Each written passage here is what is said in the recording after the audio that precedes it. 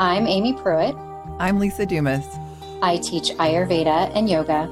I teach yoga. I'm a yoga therapist in training, and I offer transformational coaching. But that's just part of the story. We're moms, daughters, wives, and friends. We're always learning, and we've both experienced healing by what we teach. And the intention of this podcast is to offer you our favorite tools from the traditions and sciences that support us as we navigate the realities and stressors of modern life. Each week, we'll share stories, answer your questions, and talk to others who inspire us. Welcome to the Radiant Warrior Podcast. Yoga and Ayurveda to reclaim a courageous heart. Hi, Aimee. Hi, Lisa. One of the things that always surprises me, and maybe it shouldn't by now, is throughout the week, you and I are thinking about what topic we might want to cover in our podcast. And one of us will text the other, and we're usually thinking along the same lines. Yeah, completely. We live in completely different cities and countries, yet we're usually on the same page. I love it. Yeah, we're very in sync. Mm-hmm.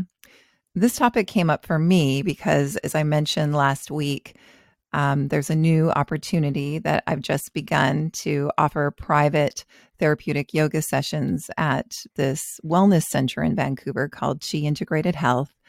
And when the opportunity presented itself, this is something that I've thought about for many years and have been in the midst of creating, which is why I've gone back to school and have done all of these different practice hours. And now here it is, an opportunity to share these therapeutic offerings with others, to really offer yoga prescriptions that are customized to each person. This is what I've been building up to. And then this opportunity comes, and instead of taking a moment and celebrating that, I'm right on to, okay, well, now I need to build, and here are the steps that I need to take. I'm right on to the next thing. Mm-hmm. Yeah. Not marinating in the joy of this opportunity that you have. And I was reminded a couple of ways. We had Kobe Kozlowski on the podcast a few episodes ago, and she writes in her book the importance of celebrating an accomplishment, or even just celebrating the small sweetness of life before she moves on. And I was really impressed because her book, her first book, just recently came out, and she has dedicated herself to not reading any of the reviews because she just wants to be able to sit in the celebration of that work that she created. That's such a smart thing. Yeah. And then the psychologist, Dr. Rick Hansen, he's always talking about accentuating the good. So, we have these negative situations happen, but why does it seem that those are the ones that we might think about and discuss with others and talk about before we will really sit in all of the sweet, positive things that happened for us? Mm-hmm. Yeah, I feel that. I feel that a lot.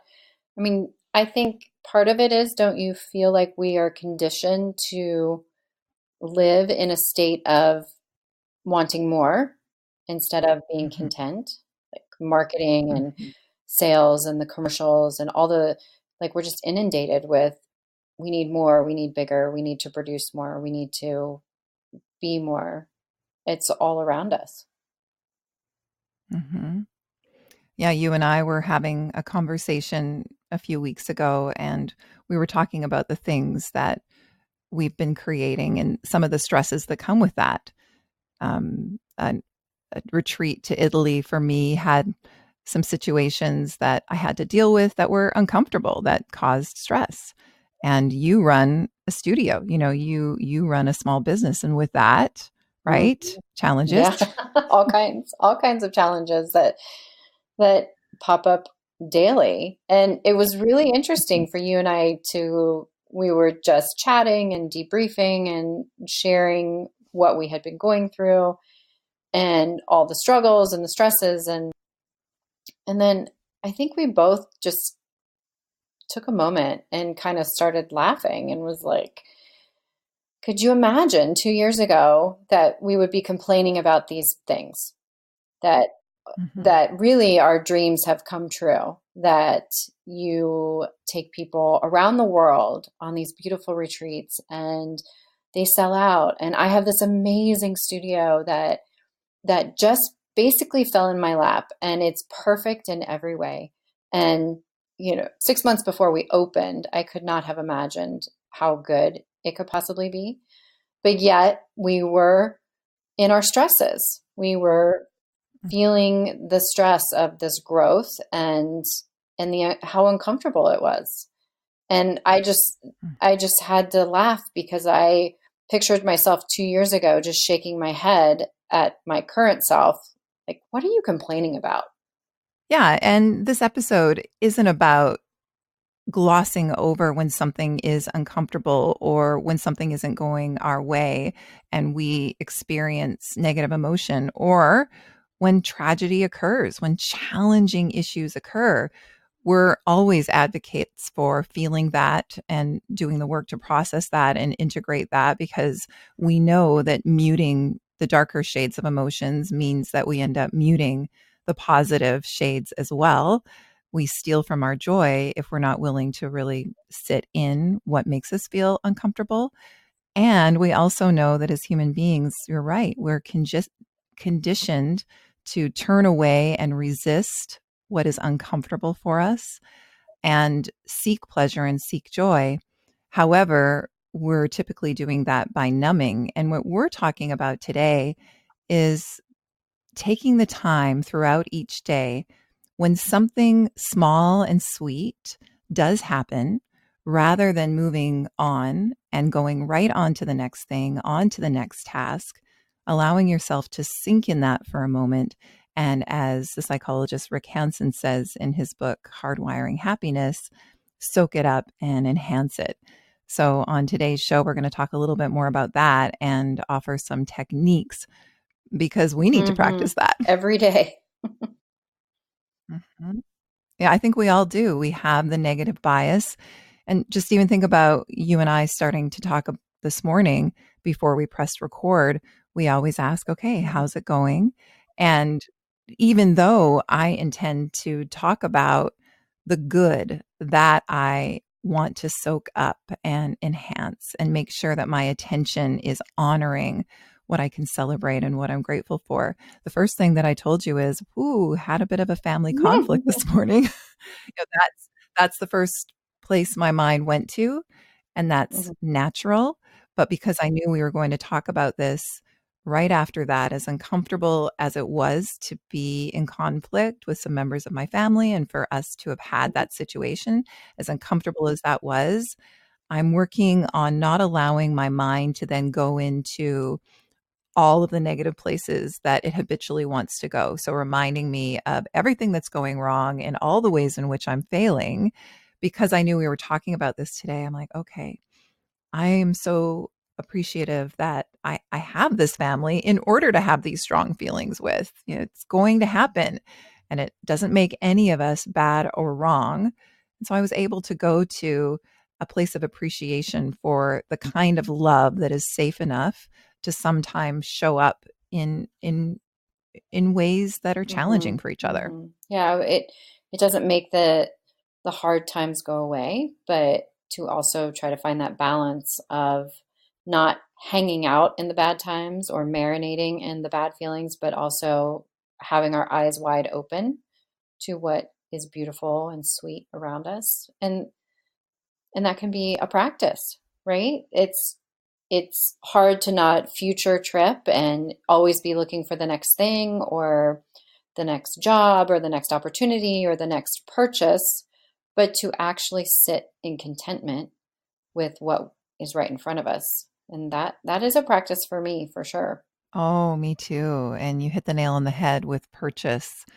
If we have been desiring something and then we purchase it, can we sit in the appreciation of that item? Or I think about this often, the appreciation of what we already have. We know that when we cast our eyes to the goodness that is all around us, we make what we have already enough than this constant wanting for more that is our tendency.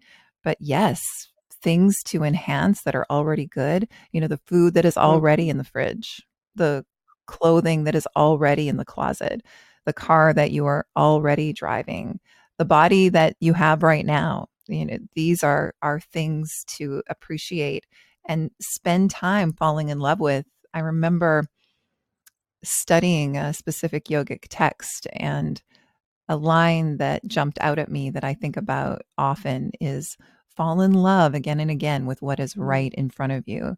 And that speaks to what you're saying is how can we call ourselves to be present enough to notice when something is sweet and good and when it makes our heart leap or when we're feeling so grateful and appreciative and stay with that for a little Yeah, longer. definitely, definitely hard to do with all the things that surround us. And we see it in other people's conversations when they talk about their opportunities or their new purchases or their lives and how we compare ourselves to what others might have. And then it can make what we have not enough. And and so it's hard to stay in your own lane sometimes because you're looking around, we're always outwardly looking as opposed to being content with what we have. Like you said, our body, our homes, our clothes, the food that's already in the fridge. That can be hard because all around us is comparison. So, what I could have done when the opportunity presented itself that I was going to be working with people one on one at this wellness center is to take a moment and really feel, uh, celebrate, celebrate that something went according to my Right. plans. you know, celebrate that I desired something and worked for something, and the outcome was something that I was happy Yeah, with. like your dreams came true. And to have that opportunity, this is what you've worked so hard for, and you've dreamt up this position and made it your own. And really sounds like you've landed in an amazing space. And and yet we think about the next thing, right? Well, and it's also a yogic teaching, this non attachment to outcome. So we do want to take as many right actions as we can when we're really clear about what we do want to create. And it's all about that. It's taking action from this place of truth, but then to be able to absolve ourselves from what we want it to look like in the end. And that is a Hmm. lifetime practice. I've been thinking a lot about that too, taking the right action, but allowing there to be a level of trust in the outcome and not have so many expectations around exactly how it needs to be. I think that we would save ourselves a lot of disappointment if we worked from a place of more acceptance and less Yeah. expectation. Yeah. We've been studying this at the studio. We are in the midst of a 3-month deep dive into yoga philosophy and yoga ethics and the practices of yoga outside of asana, making the shapes with our body. And last week we were studying the yama, the ethical yogic practice of asteya, which is non stealing. And it so fits into what we're talking about. And on the surface, you would think non stealing, asteya, is don't steal items from other people or from stores. But we really had a wonderful conversation about how we steal from ourselves, how we steal our contentment, how we steal our peace of mind, how we steal our joy, and how we steal from our future selves. And it fits so perfectly into this because the reason why we do these things, why we steal from ourselves, is we feel this lack of enoughness. We feel that we're lacking somewhere. And and it could be caused also by greed or competitiveness, but this idea of asteya, where we steal, is because we're lacking somewhere and we can't find that abundance or that enoughness in our own life. And so that was our practice in the studio last week, was finding the enoughness, finding the abundance that is already there and sitting with that and celebrating that. And it was really interesting to think of this idea of stealing how do we steal from ourselves? How do we steal from our peace of mind and our contentment and our future self? And then how could we create practices that let us already see what we already have and live in that contentment and that abundance. So Asteya has been very prominent in the studio and in my studies over the last week. So how about you? Does that resonate with you? So much so. And I definitely want to hear about the practices that you came up with. And what comes up for me when you're talking about we all have our own brand of where we're not enough. And if we are dedicated to living an examined life and figuring out why we react the way that we do, it is important to look back and ask ourselves, okay, what did I learn about being enough? And what is propelling this desire to continue to do more? I've accomplished a Mm-hmm. big goal. And why am I immediately moving on to how it can be better and what I need to do next? And for some of us, what we learned early on is that we had to be really good.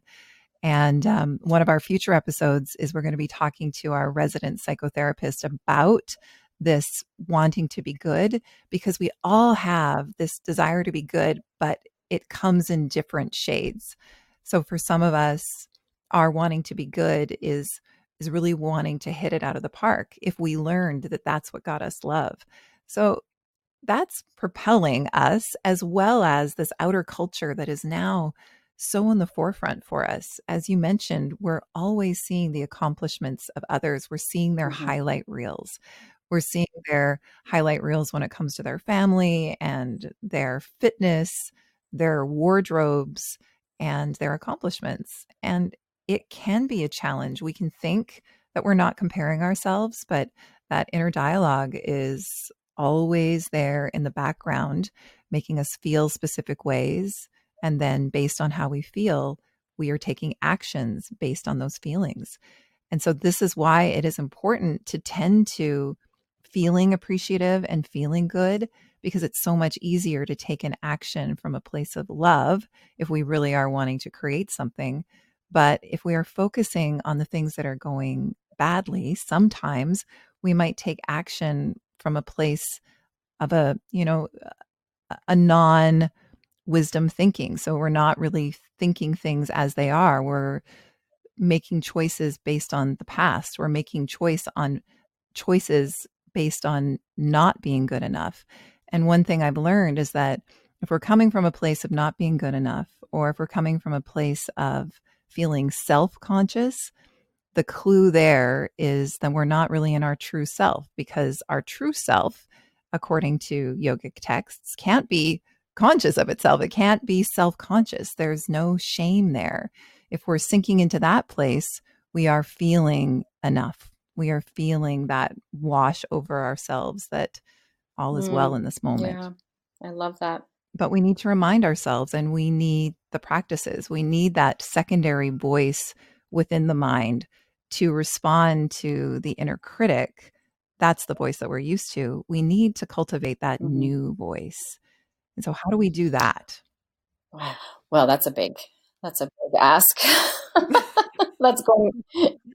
That's what that's what we're all about, really, is like, I feel like it's the heart of these practices is forgiving ourselves for not measuring up to who we think we need to be, but we also have to have some knowledge about, well, who do we think Right. we need to be? When is it going to be enough? When can I relax and celebrate life and celebrate who I am and what I have Hmm. in my family? You know, when will it be enough when I can do that on a regular Yeah. basis? We had to put action behind it last week in the studio. Like we really had to make very specific practices directed at this idea of enoughness. It couldn't just be like, Mhm, oh, contemplate the way you have enough. That wasn't going to cut mhm, it. So we put movement with it, and we did 9 sun salutations in any way that they wanted to do the sun salutations. It could be any form of, and I even gave them the opportunity to do the sun salutations in their mind. They didn't have to physically move through them, but they had mhm. to move through 9 sun salutations in one way or another. And as they did that, just a very simple sun salutation, they meditated on all the ways that they were and had enough through 9 sun salutations. And I invited them to do these 9 sun salutations every day, meditating on all the ways that they were and had enough. And then we did some pranayama, we did some breathing practices. We did the Soham pranayama, so inhaling on the so and exhaling on the hum. And as they were practicing that pranayama, so hum, recognizing first that it was a miracle that we have breath at all, and using this pranayama to recognize that we are actually breathing right now. And then returning to this Vedic philosophy that the Soham pranayama is linked to identifying that we are one with the universe, that we are all connected, that we are all connected in some way. And when we can find that connection, it can decrease that comparison. So Soham was a practice that we did as well. And then we also chanted, which I love, it's my favorite thing to do, to Lakshmi, who is the deity of abundance. So Lakshmi is the deity of abundance, of enoughness. And so invoking Lakshmi, Om Shrim Lakshmiye Namaha. So we chanted that, and then I invited them to chant that in their home practices as well. So invoking Lakshmi, that we are abundant, that we are enough, that our lives are full, and inviting her in to remind us. So putting those practices in place was very helpful to be the antidote for lack or comparison or competitiveness. That inward journey through the sun salutations, through the pranayama, through meditation, through chanting. So not focusing on the outward where we compare ourselves to others. We see what they have that we don't. We see what our future self, what we want for our future self that we might not have right now. And also really marinating in all the ways that we have and are enough right now. Right now, just as we are, we have enough and we are enough, and we don't need to change or do anything in this present moment. So it's been amazing, this deep dive into the other limbs of yoga that we're practicing at the studio has been wonderful for me as well to revisit these practices again and again. Every time I pick them up, I turn them over and find something new to discover, and it's been really interesting. So Om Shrim Lakshmiye Namaha has been my mantra this week. What I love about everything that you shared, because it's just so looking at these practices from a therapeutic yoga standpoint, where you're offering specific prescriptions for specific challenges or places in which we'd like to grow and heal. And I love, first of all, that you started with movement. Many of us need a little bit of movement if we're talking about creating a shift. And even if yoga isn't your practice, I can imagine setting an intention to go for a walk outside, and rather than be distracted, rather than do anything else on that walk, first of all, allow yourself to be present and allow yourself to look around with appreciation, and on purpose think about all of the things that are already good in your life and all of the things around you that bring you joy. Have that be the purpose of that movement, however you choose to move. I absolutely love that, because when we're wanting to create any sort of shift, adding physical movement is helpful. It's just so helpful. It helps us to move out what's not serving us, and it helps us to bring in what it is that we're cultivating and bring in the present moment and relax the nervous system a little bit so that we feel safe to do that. I too love the Soham mantra, one of the most sacred mantras that we can use in time with our breath. And it can be awkward for those of us in the West that we didn't grow up with these mantras. But this language of Sanskrit, it is very ancient and very sacred and has so much more meaning. It used to be really important to me to know exactly what I was saying. Our minds want to know. But I've come to learn through what I've learned about Sanskrit is it's just the vibration of this very special spiritual language that is there only for spiritual development. Like it's used just for spiritual texts. That just that vibration in the human body can be helpful. But I do love its meaning. And I mean, you could talk about its meaning for podcast after podcast, because even though it's translated very loosely as you're inwardly saying, Mhm. I am that. One of my teachers said, so hum is I am that. So everything that you see around you, you are saying, I am that, which is meant to take you out of your individual stories and your identification with who you are based on what you do and what you have, and open up to this idea of collective, that we really are Mhm. all connected. So I think that is such a beautiful place to place the mind on. Not to mention, one of my favorite ways to use mantra is there's just less room for the pattern. And that's what the inner dialogue is it's the pattern of the thoughts that I've had for so many years. And how have many of those Right. been working for me?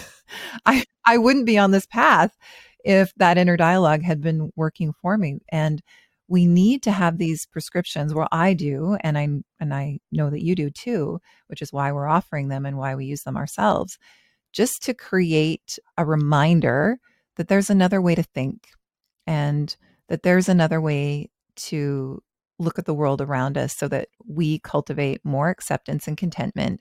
It's like my teacher Brent said on the episode he was in, when he works with people who want to lose weight, he's focusing on creating a sense of more acceptance and contentment before he's even Mhm. talking about the food. Because from that place, what actions are we taking? Actions that probably come from a lot more wisdom and maybe have a better chance of creating the outcomes that we do desire, or more than that, have a better chance of creating the desired feeling that we want. Because in the end, the feeling that we want is to feel seen and heard and important and Mhm. loved and accepted. But unfortunately, we grow up and we realize that we're just not going to get that from other people as much as we want to, which is the driving force behind all of this passing over the good and moving on to the next thing that we need to do to Mhm. get it all right. So as we grow up, we learn that being seen and that profound acceptance and love that we so long for, we have to give it to ourselves. And that's said a lot now, and maybe it's lost its power, the power of self-compassion and the Mhm. power of self-love, but that's it. That's for me, all of these practices are bringing me to the possibility of, can I cultivate more contentment with what is Mhm. already here? Yeah. Listening to you speak like that, I'm reminded of this quote that we were studying last week by Dr. Matt Lucado. So he's an author and a psychotherapist, and he says, "Look carefully and see the subtle burden you have placed on those around you to compensate for the longing of your unlived life. To re-own this burden may be the greatest act of kindness and pure love that you can offer this world." Can you read that again? And then can you just tell me what you Hmm. get from that? This Right. is big. Look carefully and see the subtle burden you have placed on those around you to compensate for the longing of your unlived life. To re-own this burden may be the greatest act of kindness and pure love that you can offer this world.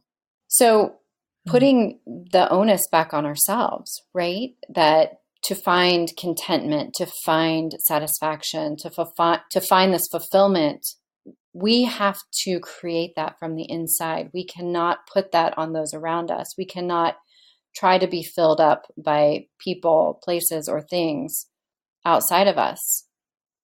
We have to find that first from within and create our own experience, create our own examined life. And this sense of lack or discontent that seems pervasive through our society, then places this burden on all those around us as well. We have this discontent. We are never satisfied. We are striving and moving and Mhm. not present in the present moment. And to return to ourselves, to find that work that needs to be done, to the work that needs to be done to find that contentment and fulfillment, only we can do for ourselves. Does that make sense? So much. And it's taking me back to my early 20s when my first love and I ended up not being together. And he once said to me, I don't think I could ever love you Mm-hmm. enough. Mm-hmm. And I think about that often because, yeah, I was looking for all of that from him and what a burden it was on him. And uh, I think a lot of us as women that are in partnerships, if we were honest, we would say that a lot of our conflict with our beloveds have been around wanting to be loved in the way that we really need to love ourselves. Like we do. I know that I have put a lot of burden on my husband to love me in the way that I needed to be loved because I was projecting, I was projecting my own insecurity and my own not enoughness in that moment. And I needed him to be a certain way in order for me to feel more comfortable. I know that I've done that so many times. And when I talk about my marriage with others, I'm pretty open that we had years where, I didn't know. We didn't know. Like it was Mm-hmm. tenuous. And what yoga gave to me that made the biggest change in my life was having me turn within and say, okay, well, what are the stories that I'm telling myself about him and me in this marriage? And are they actually true? And where do they come from? And as soon as I owned my own stories about what I was telling myself about him and decided to change them and decided to look at him through the eyes of love and focus on the things about him that I really appreciated and still do, everything began to change. Because we can look at someone and we can make a list of all of their limitations and the way in which they don't work for us. And we could look at that same person and make a list of all of the things that we appreciate about them. Which are we going to place more importance on? Because where we place our gaze, then our brains just continue to find evidence to make us Mm-hmm. right about that, right? I mean, we've all done that too. We've all been in conflict with somebody, and then we choose to focus on that conflict, and then we can find evidence to make them wrong and us right. We all do that. Or, but more rarely, can we take some time to find the evidence for why we love somebody? And this is a practice that I do a lot whenever I feel that I'm in conflict with somebody, whether it be my daughter, my husband, friendships, or even business partners. If something is just feeling a little bit uncomfortable and there's a slight conflict, I will immediately go to all of the aspects of that person that I really appreciate. And then it helps me respond from a more expansive place. But that took Right. practice. And the way you look at somebody else and find all the things that you appreciate about them, we so rarely do that for ourselves. We we can do that Mhm. practice and turn outward and look at all the ways we appreciate, but that inward contentment still is work. I was really taken aback that my discontent or my lack could be a burden on somebody else. You feel like you have this internal suffering and you don't realize that you're making everyone else suffer around you as well. Your ex-boyfriend came to the conclusion that he could never love you enough.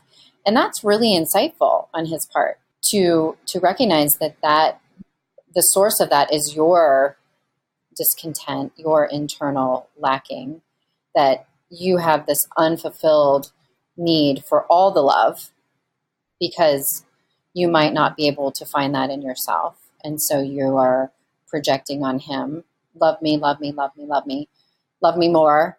And and Mhm. that's really insightful on his part. instead of turning it on him or him turning it on himself to say, oh, I'm just not, what's wrong with me? I can't live up to her expectations, or I can't, I need to be better. Like, he came to the conclusion that it probably wasn't him, that, that it was a hole in you somewhere, in your, psyche or soul, that needed this deep love that you weren't able to provide for yourself. And Yeah. this burdening of those around us because we haven't been able to do the work for ourselves, to complete ourselves. We're looking for completion from all the other people around us, or all the other things around us, or society in general, to complete us, instead of us doing the work to complete ourselves, to fulfill our own lives, to live our lives to the fullest, is going to take us doing it ourselves. Nobody else can live our life for us. But if we are feeling this lack, and then we try to have somebody else create this fulfilled life for us, it's never going to work, because they can't live our lives for us. They can't provide that internal fulfillment that only we can give ourselves. Well, in the stories and fairy tales that we grew up with as Gen Xers, they never had the princess like finding her own light and No, love. It was always she was happily ever after. Disney has Mhm. changed so much in how they tell stories now. It's Mhm. not the woman is, or the girl, or the young girl, or the princess is saved by the man anymore. Now she saves herself. And that would have been a really nice lesson to grow up on Saturday mornings watching, as opposed to waiting for the prince to save you and fulfill all your dreams. Oh, and this the relearning that we need to do. I posted this actually because my daughter and I went to see Frozen 2, and she has grown up with that she can save herself. That is how she's grown up. And we're watching this, and Elsa at the end, she's on her own. And what do I say just to show how deep within me this paradigm is? I say, "Oh, I wonder if she'll, be able to fall in love too." And without skipping a beat, my daughter said, "She did. She's falling in love with herself." I was like, "Oh, and hello, my best teacher." I'm I'm so happy that she just innately has that wisdom in her. And that's wisdom that I need to For work at sure. For remembering. sure. We didn't have those lessons. So now at this age, we get to learn them now. So favorite practices for soaking up the good and enhancing the good. I love the ones that you shared. Those are some practical tools, and you can build yourself that customized practice. I recently offered a workshop, and you and I are still going to be doing a bit of a digital mini version of this that we'll let you know when that's coming out. But I recently did a workshop here in Vancouver, therapeutic yoga to lift a winter mood. And I added some of these practices as well, because this also has to do with how many of us are feeling at this time of year, right? Seasonal affect disorder, that's a Totally. real thing. And I live in the Pacific Northwest, and it's rainy and it's cloudy and it's dark. It can be challenging to get up in the morning. It can be challenging to feel the lift that maybe that we wish that we felt in order to feel just more alive in our lives. And we all have a right to feel that way. So some of us are affected, and it really affects our quality of life. And when it gets to that point, that's when you can help yourself. And from a therapeutic standpoint, we also think about lifting that winter mood by cultivating feelings of love, appreciation, gratitude, and acceptance. Like, those are real practices. They're more than just self help. There's something that you can actually do for yourself. And so, one technique that you can do, and this helps me sometimes first thing in the morning, is just as we know that all of our experiences are part of us, our memories are a part of us. So, we can actually build this inner resource of contentment and love by time traveling to a time when we very much deeply loved, or when we felt loved and safe and content. And hopefully we all have those memories at the ready, that we can enhance and breathe in and sink into, and then notice how we operate from that place rather than where the mind likes to go when we wake up and we feel tired and we feel stagnant and fatigued. Our brain will tell us all sorts of reasons why we feel that way because we could always find them. So it takes a little bit more effort to find a memory that uplifts us so we can look up and then we can get ourselves moving. And that, again, can't say enough at this time of year. We need to get ourselves moving in all ways. Yeah, absolutely. It's time. It's time. It's that time of year. We've been in winter a while now, and now we're having a little more sun, even if the skies are gray like they've been here every single day for as long as I can remember. It has been so gray here, but the days are getting longer and the sun is behind those clouds somewhere, I've been told. And it is time to start moving again, to get outside, even if it's just for a walk, to start to shed winter, to come out of our hibernation and start to move again. And it's amazing what can happen. I've learned that some conversations just shouldn't even be had until after you've moved, after you've gone for the walk or done your practice or danced or just make the body shake, shake out what's bringing you down.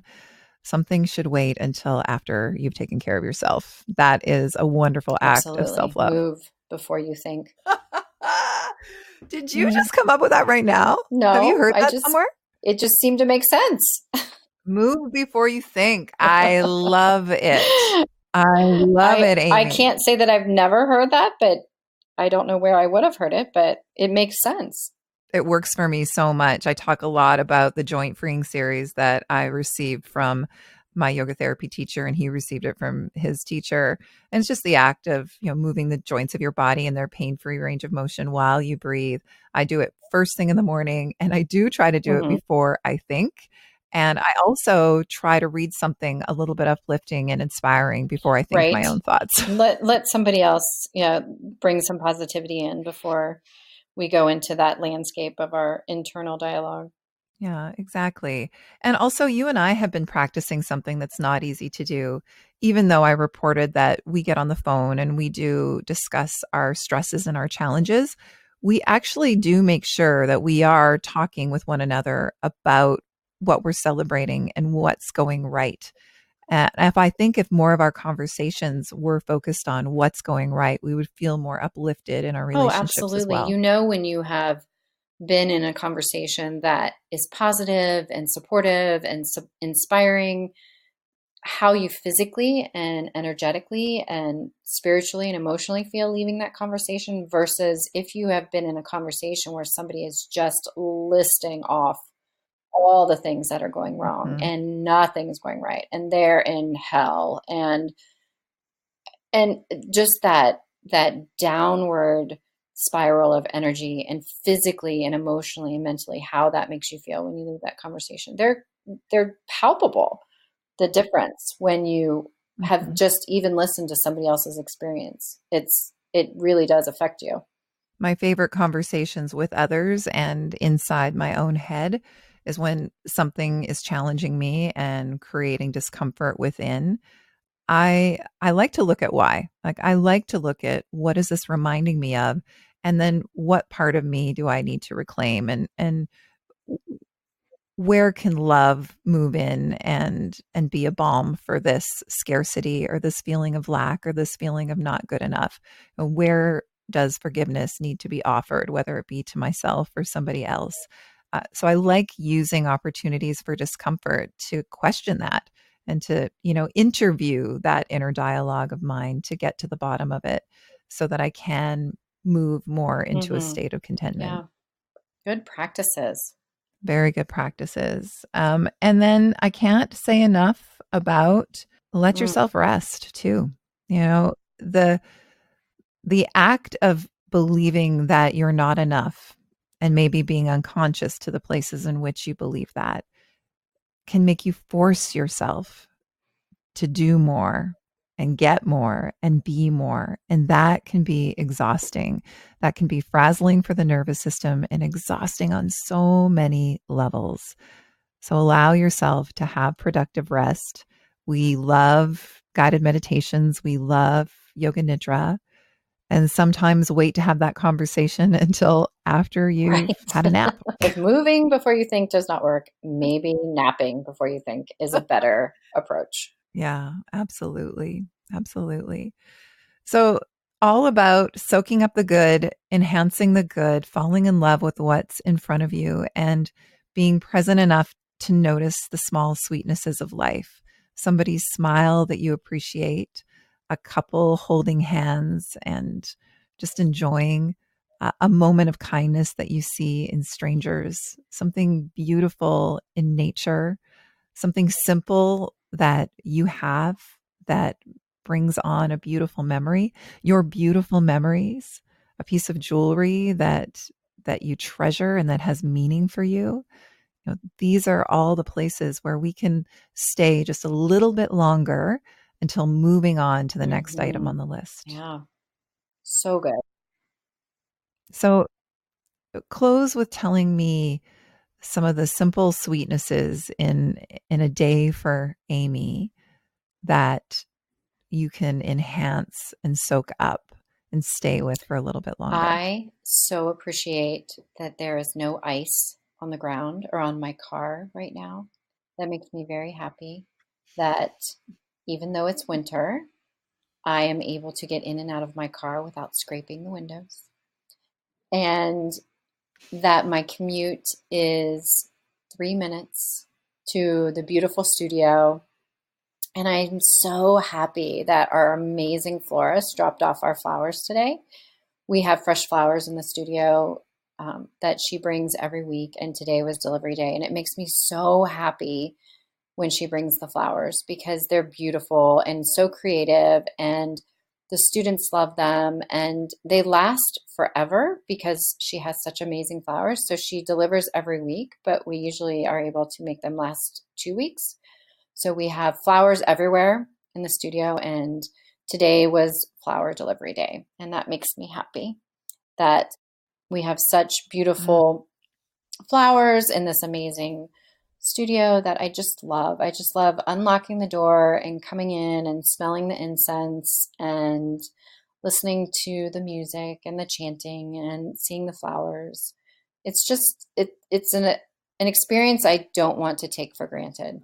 hmm You know, I was there when you made the decision to have flowers delivered to the studio on a regular basis. And I'm just so struck by that beautiful act of self love because you wanted to do it because they made you so happy.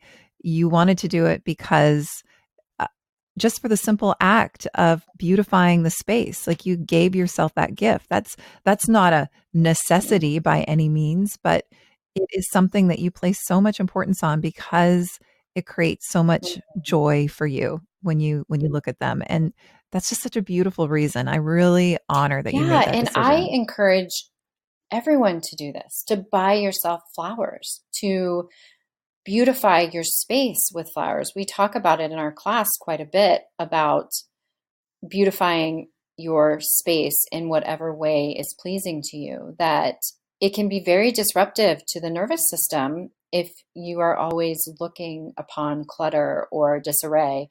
And if you can find beauty in your own space, even if that means you buy yourself flowers.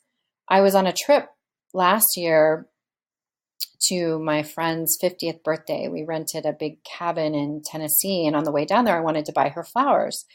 And we stopped in the store and we bought a bunch of bouquets. And three people on the way to check out told me that they had never received flowers as a gift. And it was so striking to me because I was like, buy yourself flowers.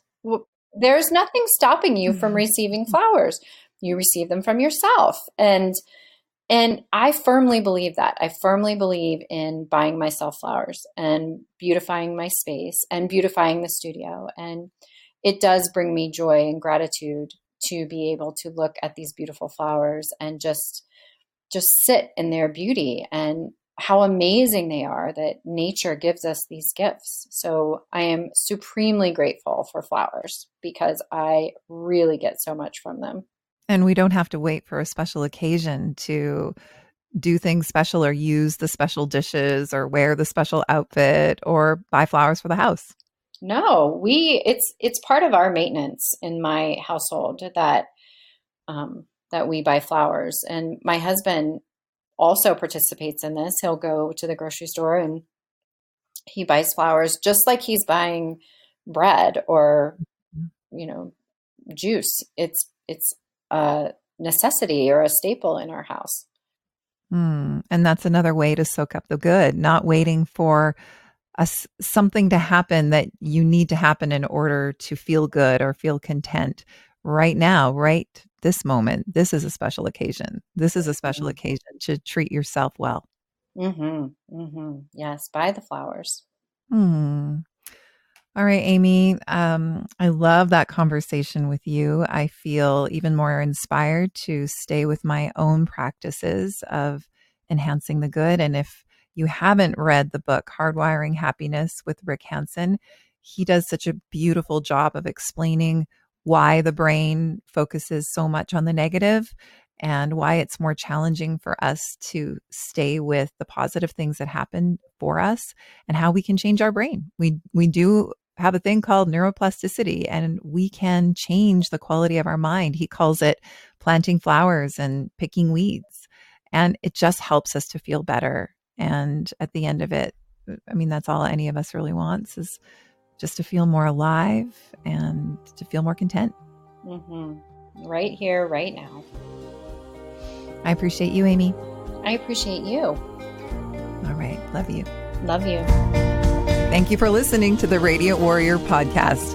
If you found it valuable, please leave us a positive review to help others find it. And please check out the Radiant Warrior podcast on Instagram and Facebook to leave us your questions and find out where you can come and practice with us next.